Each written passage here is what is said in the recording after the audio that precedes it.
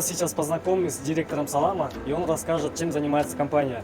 Ассаламу алейкум, Достан Маки. Какова цель вашей компании?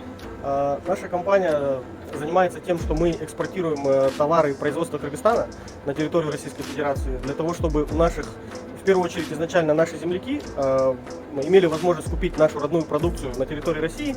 Но в целом мы поняли, что не только нашим землякам интересна наша продукция.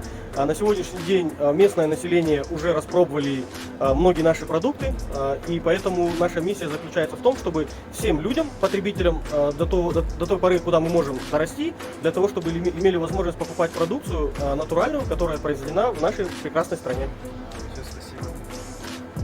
Благодаря таким компаниям, как Салам, наши производители имеют возможность экспортировать свою продукцию, что приводит к росту экономики нашей страны. Давайте поддержим наших производителей.